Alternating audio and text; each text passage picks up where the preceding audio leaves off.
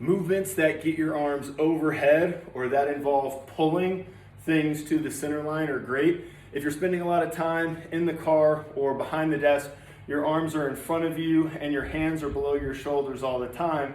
But one of the essential nutrients that your shoulders need is to be overhead under load. So pull-ups are great. And one of the things that I would recommend is, rather than focusing on how many pull-ups you get, focus on moving through a full range of motion. So where you go from a completely dead hang to engaging your core and pulling your shoulder blades down and back to do a pull-up and then releasing all the way to a dead hang. Even just eccentric pull-ups are great, even for strong people. Sometimes I'll just start at the top of the bar and just lower myself down really, really, really slow and maybe do 3 reps where I lower myself down for 10 seconds. It's something that I'm totally capable of doing even when I'm not warmed up, but in that 30 seconds, it's building a lot of strength and also really good for my shoulders, for joint health.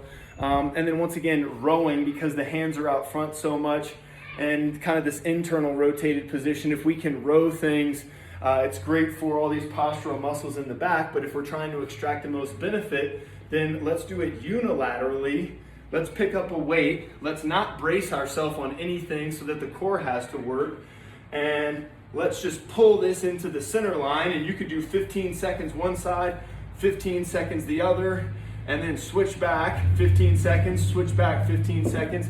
That's 1 minute of rowing. That's going to be a great movement snack right there. And it's also something that's super functional. Let's face it, most of the things that we pick up off the ground, we have to get into this hip flex position to do it. So it's also very functional for life.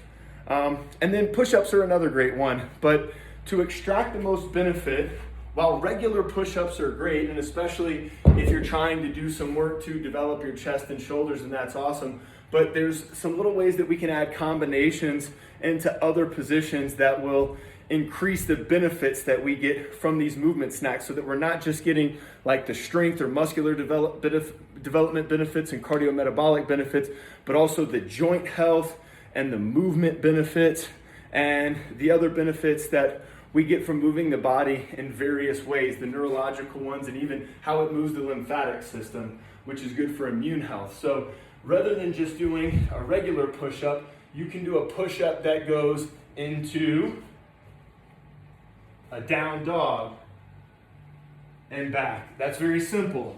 We can do a push-up that then goes into a rotational down dog. While I reach and grab the back of my other ankle, come forward, push up, reach, grab the back of the other one. This is a great way to undo desk life. Another thing that we can add is, as I come forward, rather than just coming forward in a regular way where the spine stays in the same shape, I can come forward and do a spinal wave where I flex the spine one vertebrae at a time, tug the chin, flex back, come forward, do like 5 push-ups. Back to the down dog. Spinal wave,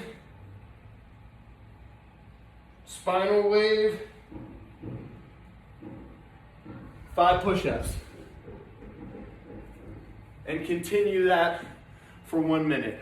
And then the final movement snack that's great, it's also a great one to put into the end of the movement snack session, is always going to be squats.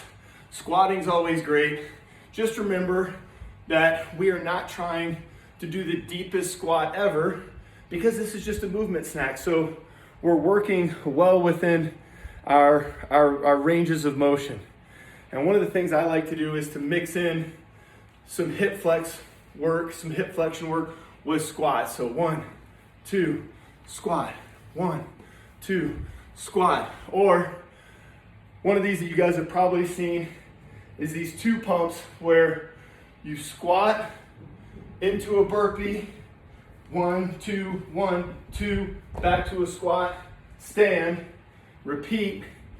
That's a great way to get more of the hip function benefits, get the heart rate up, give it some variation.